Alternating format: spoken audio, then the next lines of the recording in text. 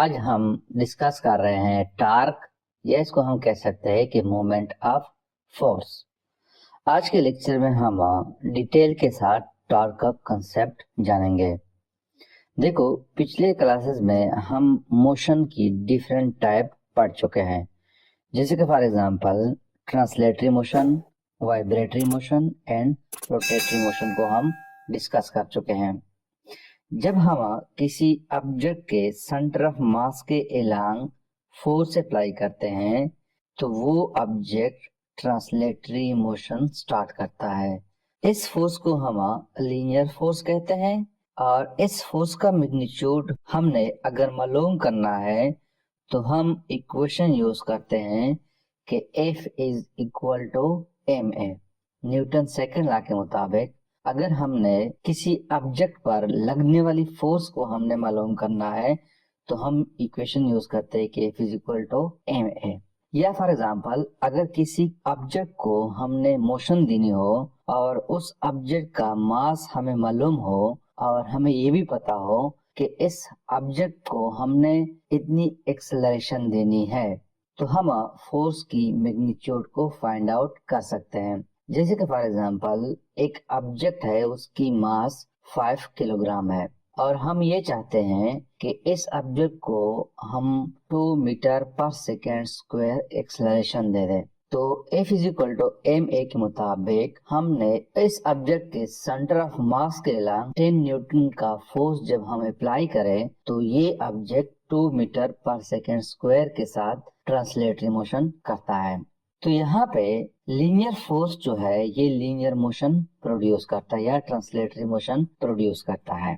Linear motion के लिए at least एक फोर्स की जरूरत होती है जो हम सेंटर ऑफ मास के अलोंग अगर अप्लाई करें तो वो लीनियर मोशन स्टार्ट करता है। सिमिलरली वाइब्रेटरी मोशन के लिए भी सिर्फ एक फोर्स की जरूरत होती है। अगर हमने किसी ऑब्जेक्ट को रोटेटरी मोशन देनी है तो रोटेटरी मोशन के लिए एक फोर्स की बजाय 2 फोर्सेस की जरूरत होती है और इस तरह जरूरत होती है कि ये दोनों फोर्सेस इक्वल हो मैग्नीट्यूड में और डायरेक्शन में अपोजिट हो। दूसरी बात यह कि ये दोनों फोर्सेस सेंटर ऑफ मास के अलावा दूसरी पॉइंट पे अमल कर रही हो। सेंटर ऑफ मास के अलोंग ये दोनों फोर्सेस अमल नहीं कर रही हो और दोनों फोर्सेस डिफरेंट पॉइंट पे लगनी चाहिए। इसके अलावा दोनों फोर्सेस के दरमियान परपेंडिकुलर डिस्टेंस हो, यह हम कहते हैं कि दोनों का line of action of force different हो, तो तब ऑब्जेक्ट रोटेटरी मोशन स्टार्ट करता है, जैसे कि आपको यहाँ पे नजर आ रहा है। अब क्वेश्चन यह है कि रोजमर्रा जिंदगी में जब किसी ऑब्जेक्ट पर एक फोर्स हम लगाते हैं तो वो रोटेटरी मोशन स्टार्ट करता है। तो इसका आंसर यह है कि बास केसेस में एक फोर्स के अप्लाई होने से दूसरी इक्वल और अपोजिट फोर्स प्रोड्यूस होती है।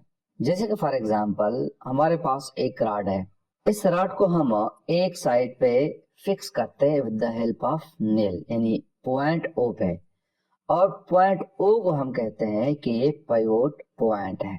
अब हम क्या करते हैं कि पॉइंट A पे अपवर्ड फोर्स अप्लाई करते हैं। जब हम अपवर्ड फोर्स अप्लाई करते हैं तो इस रॉड के जितने भी पार्टिकल्स है वो अपवर्ड मोशन स्टार्ट करते हैं सिवाय पॉइंट O के। पॉइंट O पे अपोजिट फोर्स यानी रिएक्शन फोर्स प्रोड्यूस होता है, तब जाके ये रॉड जो है एंटी क्लॉकवाइज रोटेट करता है।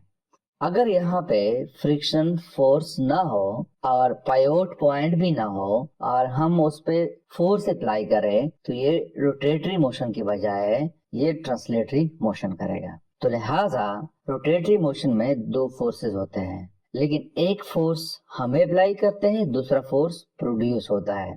बास केसेस में जैसे कि यहाँ पे है, यह हम अगर दरवाजे को ओपन करना चाहते हैं तो एक फोर्स हम हैंडल पे लगाते हैं, दूसरा फोर्स अपोजिट फोर्स इस दरवाजे का जो हिंग्स है वहां पे प्रोड्यूस हो जाता है। तो बास केसेस में दूसरा फोर्स जो है वो प्रोड्यूस हो जाता है, वो इक्वल होता है मैग्नीट्यूड में बट डायरेक्शन में अपोजिट होता है। यहाँ पे इस केस में अप्लाइड फोर्स को हम एंगुलर फोर्स कहते हैं और ये फोर्स किसी ऑब्जेक्ट में टर्निंग इफेक्ट चूंकि प्रोड्यूस करता है, जिसको हम टार्क कहते हैं। यानी ऐसी फोर्स जब हम किसी ऑब्जेक्ट पे लगाए और उसकी वजह से टर्निंग इफेक्ट प्रोड्यूस हो जाए तो उसको हम टार्क कहते हैं। तो टार्क को हम यूं डिफाइन करते हैं कि the turning effect of a force produced in a body about n axis is called torque।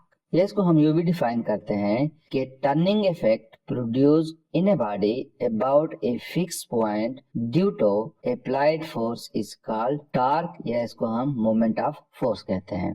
देखो यहाँ पे एक लफ्ज यूज हुआ है फिक्स पॉइंट और एक्सिस, या हम कहते हैं एक्सिस ऑफ रोटेशन। जिस पॉइंट पे कोई ऑब्जेक्ट रोटेशन कर रहा है उसको हम एक्सिस ऑफ रोटेशन कहते हैं। जैसे कि ये आपको नजर आ रहा है, ये एक ऑब्जेक्ट है, ये एंटी क्लॉकवाइज रोटेट करता है। तो यहाँ पे जो लाइन आपको नजर आ रही है ये एक्सिस है। रॉड की सूरत में जो पाइवोट पॉइंट है ये उसकी फिक्स पॉइंट है। और दूसरी एग्जांपल में जो ऑब्जेक्ट रोटेट कर रहा है, जो लाइन आपको नजर आ रही है, ये एक्सिस ऑफ रोटेशन है। अब दूसरी बात यह है कि हम टार्क को कैसे कैलकुलेट करेंगे। तो जिस तरह लीनियर मोशन की केस में हम equation F is equal to ma के जरिए लीनियर फोर्स हम मालूम करते हैं, इसी तरह टार्क को मालूम करने के लिए एक इक्वेशन होनी चाहिए। इसके लिए मैं एक एग्जांपल लेता हूँ कि लेट सपोज हमारे पास एक नट है और इस नट का एक्सिस ऑफ रोटेशन ये वर्टिकल लाइन है। इसको हम ओपन करते हैं with the help of spanner. तो हम क्या करते हैं कि इस स्पेनर पर 100 न्यूटन का फोर्स अप्लाई करते हैं। 100 न्यूटन की फोर्स से हम इस नट को रोटेट नहीं कर सकते, इसको हम ओपन नहीं कर सकते। जस्ट मैं एग्जांपल ले रहा हूँ कि इसको हम ओपन करना चाहते हैं। तो हम क्या करते हैं कि इस स्पेनर का लेंथ जो है वो बढ़ा देते हैं। प्रैक्टिकल लाइफ में हम क्या करते हैं कि इस किस्म के स्पेनर के साथ हम एक पाइप लगाते हैं और इस पाइप के एंड पे हम फोर्स अप्लाई करते हैं, वही 100 न्यूटन का फोर्स अप्लाई करते हैं। तो इस केस में फोर्स अप्लाई करने के बाद ये नट ओपन हो जाता है।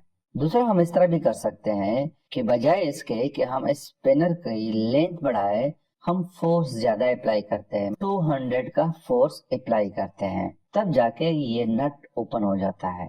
तो इसका मतलब यह है कि टार्क जो है वो डिपेंड कर रहा है डिस्टेंस, यानी एक्सिस ऑफ रोटेशन से लेकर जिस पॉइंट पे हम फोर्स अप्लाई करते हैं, इन दो पॉइंट्स के दरमियान डिस्टेंस पे डिपेंड करता है। इस डिस्टेंस को हम कहते हैं मोमेंट आर्म। तो मोमेंट आर्म पे डिपेंड करता है और दूसरा मैग्नीट्यूड ऑफ फोर्स पे डिपेंड करता है। इसके अलावा फोर्स की डायरेक्शन पे भी डिपेंड करता है कि अगर हम परपेंडिकुलर फोर्स अप्लाई कर रहे हैं तो फोर्स की मैग्नीट्यूड ज्यादा होती है। तो टार्क के लिए हम इक्वेशन यूज करते हैं, इसको हम रिप्रेजेंट करते हैं टाउ से। तो ये चूंकि एक वेक्टर क्वांटिटी है, इसको हम लिखते हैं कि it is equal to moment arm. Moment arm भी एक वेक्टर क्वांटिटी है और साथ में फोर्स भी एक वेक्टर क्वांटिटी है। तो टार्क जो है इसको हम लिखते हैं कि it is equal to R cross F, या इसको हम इस तरह भी लिख सकते हैं कि torque is equal to R F sine theta. हम ये पढ़ चुके हैं कि क्रॉस प्रोडक्ट की सूरत में हम साइन थीटा लगाते हैं, और ये साइन थीटा हम क्यों लगाते हैं इसको यहाँ पे मैं दोबारा भी एक्सप्लेन करता हूँ। मैं वही एग्जांपल लेता हूँ कि लेट सपोज हमारे पास एक नट है, उसको हम एक स्पिनर से खोलना चाहते हैं और इस स्पिनर पे हम फोर्स अप्लाई करते हैं एक डायरेक्शन में, जैसे कि आपको यहाँ पे नजर आ रहा है। तो नट की एक्सिस ऑफ रोटेशन से लेकर जहां तक हम फोर्स अप्लाई करते हैं, डिस्टेंस या मोमेंट आर्म को हम रिप्रेजेंट करते हैं आर से, और फोर्स एक खास डायरेक्शन में हम लगाते हैं, जैसे कि आपको यहाँ पे नजर आ रहा है। अब हम पढ़ चुके हैं कि क्रॉस प्रोडक्ट की सूरत में दो vectors perpendicular to each other हो, लेकिन यहाँ पे फोर्स और मोमेंट आर्म जो है ये परपेंडिकुलर नहीं है। तो हम क्या करते हैं कि या तो मोमेंट आर्म को रिजॉल्व करते हैं इनटू इट्स कंपोनेंट, या हम फोर्स को रिजॉल्व करते हैं इनटू इट्स कंपोनेंट्स। तो सबसे पहले मैं रिजॉल्व करता हूँ फोर्स को इनटू इट्स कंपोनेंट्स। तो जब हम फोर्स को रिजॉल्व करते हैं इनटू इट्स कंपोनेंट्स, तो इसका एक कंपोनेंट जो है वो ये आ रहा है और दूसरा एलॉन्ग वाई एक्सिस है, जिसको हम रिप्रेजेंट करते हैं कि it is equal to F sine theta. और दूसरा कंपोनेंट जो है जो कि मोमेंट आर्म के है वो एफ कॉस थीटा के बराबर है। अब देखो एफ कॉस थीटा जो है और मोमेंट आर्म जो है ये दोनों सेम डायरेक्शन में है, तो यहाँ से टर्निंग इफेक्ट प्रोड्यूस नहीं होता। और दूसरा कंपोनेंट एफ साइन थीटा जो है ये मोमेंट आर्म के परपेंडिकुलर है, तो इसकी वजह से टर्निंग इफेक्ट प्रोड्यूस होता है।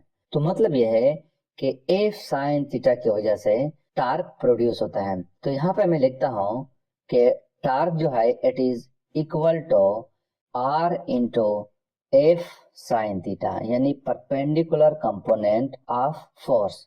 मतलब यह है फोर्स का वो कंपोनेंट जो मोमेंट आर्म के परपेंडिकुलर हो। तो इसको हम इस तरह भी लिख सकते हैं कि it is equal to R cross F. तो इसको मैं नाम देता हूं कि ये इक्वेशन नंबर 1 है।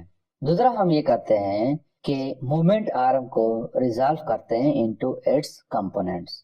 तो रिजॉल्व करने के बाद हमारे पास एक कंपोनेंट आता है आर साइन थीटा और दूसरा कंपोनेंट आर कॉस थीटा आता है। आर साइन थीटा कंपोनेंट जो है ये परपेंडिकुलर है टू फोर्स एफ, और आर कॉस थीटा जो है it is in the direction of force है। तो आर कॉस थीटा को हम यहाँ पे कंसीडर नहीं करते हैं। यहाँ पे फोर्स और आर साइन थीटा एक दूसरे के साथ परपेंडिकुलर है।